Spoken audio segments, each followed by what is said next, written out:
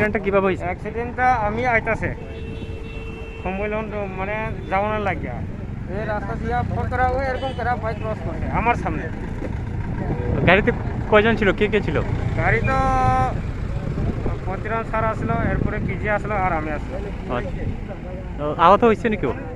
অল্প অল্প কিছু হয়েছে না, আচ্ছা। গাড়ি তো একটু কন্ডিশন মানে খুব খারাপ হয়েছে, মানে সাইড এক সাইড। বাইকের বাঁচাই দিকে বাইকওয়ালা? হ্যাঁ বাইককে বাঁচাইতে গিয়া নাইলে হ্যাঁ। ঠিক আছে।